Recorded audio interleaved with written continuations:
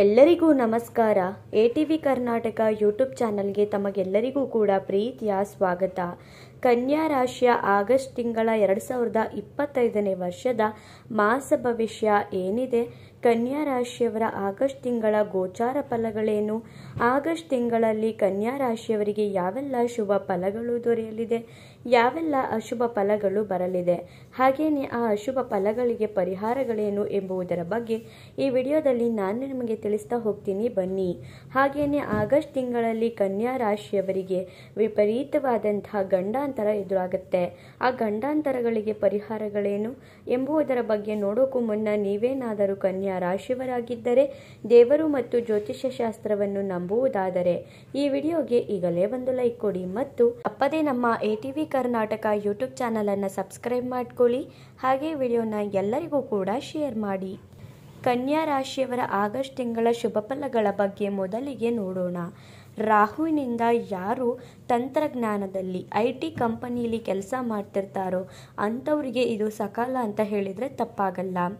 ಯಾರ್ಯಾರು IT ಕಂಪನಿಲಿ ಹಾಗೆಯೇ BT ಕಂಪ್ನಿಲಿ job ಮಾಡಬೇಕು ಅಂತ ಏನಾದರೂ ಯೋಚನೆ ಮಾಡ್ತಿದ್ರೆ ಅಥವಾ ಆಲ್ರೆಡಿ ಜಾಬ್ ಮಾಡ್ತಿದ್ರೆ ಅಂಥವ್ರಿಗೆ ಖಂಡಿತವಾಗಿಯೂ ಕೂಡ ಹೆಚ್ಚಿನದಾದಂತಹ ಲಾಭ ಅನ್ನೋದು ಸಿಗುತ್ತೆ. ಹಾಗೆಯೇ ಸಂಬಳ ಕೂಡ ಹೆಚ್ಚಾಗುವಂತಹ ಸಾಧ್ಯತೆ ಇದೆ. ಒಟ್ಟಾರೆಯಾಗಿ ಹೇಳಬೇಕಂದ್ರೆ ಅನುಕೂಲಕರವಾದಂತಹ ವಾತಾವರಣ ಅನ್ನೋದು IT ಕಂಪ್ನಿಲಿ ಕೆಲಸ ಮಾಡ್ತಿರೋರಿಗೆ ಇರುತ್ತೆ. ಇನ್ನು ಉದ್ಯೋಗಕ್ಕಾಗಿ ಯಾರ್ಯಾರು ಅಲೆದಾಟ ಮಾಡ್ತಿದ್ದೀರೋ ಕನ್ಯಾ ರಾಶಿಯವರು ಅಂಥವರಿಗೆ ಉದ್ಯೋಗ ಅನ್ನೋದು ದೊರೆಯುತ್ತೆ. ಈ ಉದ್ಯೋಗ ಅನ್ನೋದು ದೊರೆಯೋದ್ರಿಂದ ನಿಮಗೆ ಸಾಕಷ್ಟು ರೀತಿಯಾದಂತಹ ಲಾಭ ಅನ್ನೋದು ಕೂಡ ಆಗುತ್ತೆ. ಶುಕ್ರ ಲಾಭಸ್ಥಾನದಲ್ಲಿ ಇರೋದ್ರಿಂದ ಹೆಚ್ಚಿನ ಉದ್ಯೋಗ ಅವಕಾಶಗಳು ಸಿಗುತ್ತೆ.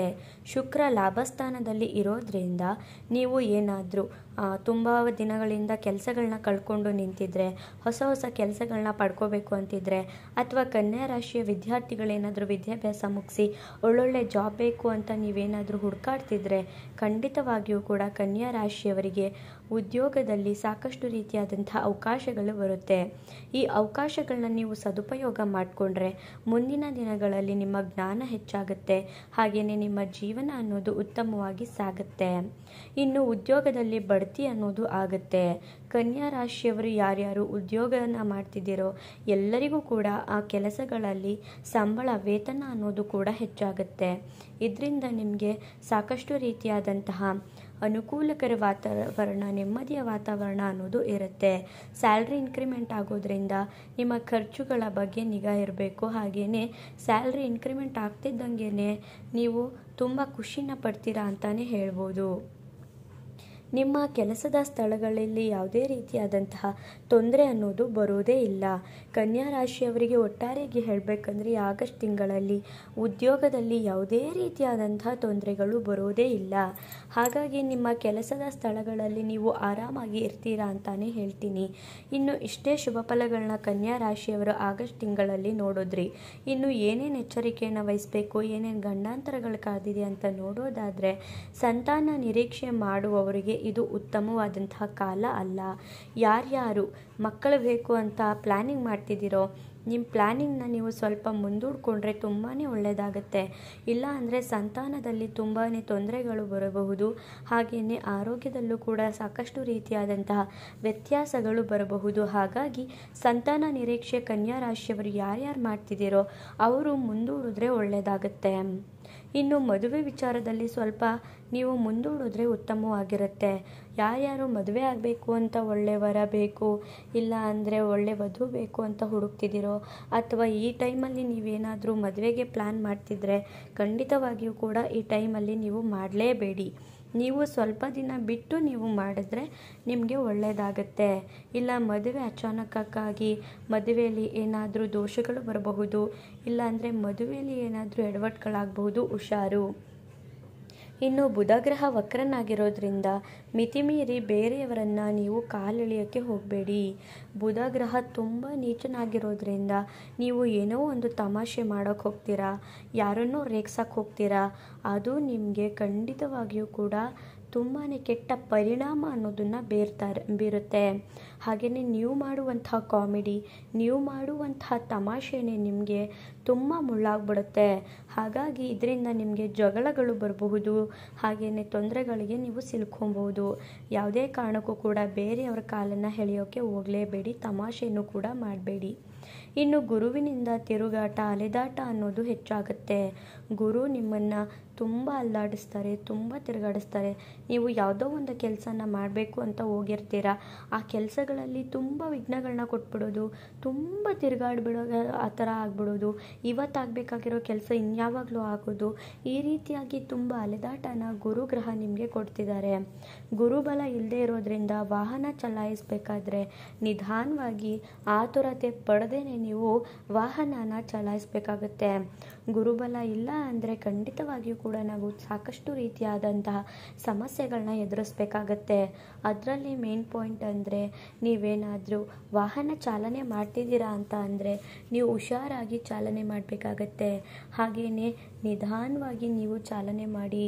ಆತುರತೆ ಯಾವುದೇ ಕಾರಣಕ್ಕೂ ಕೂಡ ಈ ವಿಷಯದಲ್ಲಿ ಪಡಲೇಬೇಡಿ. ಇನ್ನು ಕುಜನಿಂದ ಆತುರತೆ ಅನ್ನೋದು ಕೂಡ ಜಾಸ್ತಿ ಇರುತ್ತೆ.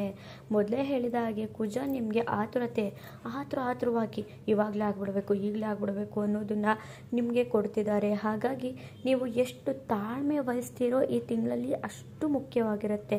ನೀವು ತುಂಬ ತಾಳ್ಮೆಯಿಂದ ಶಾಂತಿಯಿಂದ ನಡ್ಕೊಂಡ್ರೆ ನಿಮ್ಮ ಜೀವನ ತುಂಬಾ ಸುಖಮಯವಾಗಿ ಇರುತ್ತೆ. ಇನ್ನು ಶನಿ ಕೂಡ ವಕ್ರನಾಗಿರೋದ್ರಿಂದ ಸಂಸಾರದಲ್ಲಿ ಜಗಳಗಳು ಬರಬಹುದು.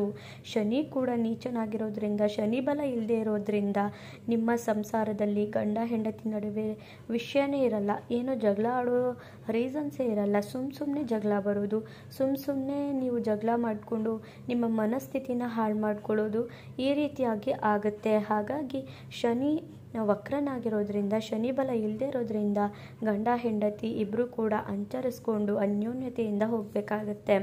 ಇನ್ನು ಕೇತುವಿನಿಂದ 1.5 ವರ್ಷ ವಕ್ರನಾಗಿರೋದ್ರಿಂದ ಕೇತುವಿನ ಆರಾಧನೆ ಮಾಡಲೇಬೇಕು. ಇಲ್ಲಾಂದರೆ ಕೇತು ಕೂಡ ನಿಮಗೆ ಸಾಕಷ್ಟು ಸಮಸ್ಯೆನ ನಿಮ್ಮ ಕೆಲಸಗಳಲ್ಲಿ, ನಿಮ್ಮ ದಿನಗಳಲ್ಲಿ, ನಿಮ್ಮ ದಿನಚರಿಯಲ್ಲಿ ಕೊಟ್ಟೇ ಕೊಡ್ತಾರೆ.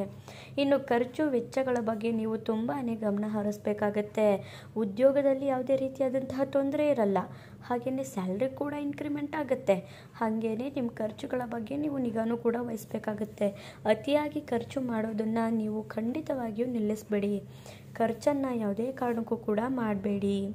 ಇನ್ನು ಇಷ್ಟೆಲ್ಲ ಎಚ್ಚರಿಕೆನ ನೀವು ವಹಿಸಲೇಬೇಕಾಗುತ್ತೆ ಈ ಆಗಸ್ಟ್ ತಿಂಗಳಲ್ಲಿ ಕನ್ಯಾ ರಾಶಿಯವರು. ಇನ್ನು ಏನೇನು ಪರಿಹಾರಗಳನ್ನ ಮಾಡಿಕೊಂಡ್ರೆ ಒಳ್ಳೆಯದಾಗತ್ತೆ ಅಂತ ನೋಡೋದಾದರೆ, ಸಂಕಷ್ಟಹರ ಚತುರ್ದಶಿನ ಆಚರಣೆ ಮಾಡ್ಕೊಳ್ಳಿ. ಪ್ರತಿ ತಿಂಗಳು ಬರುವಂತಹ ಸಂಕಷ್ಟಿನ ಆಚರಣೆ ಮಾಡಿ, ನಿಮ್ಮ ಕೆಲಸದಲ್ಲಿ ಬರುವಂತಹ ವಿಘ್ನಗಳು ತೊಲಗಿ ಹೋಗುತ್ತೆ. ಸೂರ್ಯ ನಮಸ್ಕಾರನ ಪ್ರತಿನಿತ್ಯ ಮಾಡಿ, ಗಣೇಶನ ಆರಾಧನೆ ಮಾಡ್ಕೊಳ್ಳಿ. ಹನುಮಾನ್ ಚಾಲೀಸನ ಶನಿ ಶಾಂತಿಗಾಗಿ ಮಾಡಿಸ್ಕೊಳ್ಳಿ. ಶನಿ ಬಲ ಇಲ್ಲದೆ ಇರೋದ್ರಿಂದ ಹನುಮಾನ್ ಚಾಲೀಸನ ಪಠನೆ ಮಾಡ್ಕೊಳ್ಳಿ. ನೀವು ಇಷ್ಟು ಕೆಲಸನ ಆಗಸ್ಟ್ ತಿಂಗಳಲ್ಲಿ ಮಾಡಿದ್ರೆ ಖಂಡಿತವಾಗಿಯೂ ಕೂಡ ನಿಮಗಿರುವಂಥ ಗಂಡಾಂತರಗಳು ಕಡಿಮೆ ಆಗ್ತಾ ಬರುತ್ತೆ. ನೋಡಿದ್ರಲ್ಲ ಈ ಕನ್ಯಾ ರಾಶಿಯವರಿಗೆ ಈ ತಿಂಗಳಲ್ಲಿ ಎಷ್ಟೆಲ್ಲ ಎಚ್ಚರಿಕೆಯನ್ನು ವಹಿಸಬೇಕಾಗಿದೆ ಅಂತ. ನಿಮ್ಮದು ಕೂಡ ಕನ್ಯಾ ರಾಶಿನ? ಹಾಗಾದರೆ ತಪ್ಪದೆ ಓಂ ಗಣೇಶಾಯ ನಮಃ ಅಂತ ಕಮೆಂಟ್ ಮಾಡಿ. ಮುಂದಿನ ಹೊಸ ವಿಡಿಯೋದಲ್ಲಿ ಸಿಗ್ತೀನಿ. ಅಲ್ಲಿವರೆಗೂ ನೋಡ್ತಾ ಇರಿ ನಮ್ಮ ಚಾನಲ್. ಧನ್ಯವಾದಗಳು.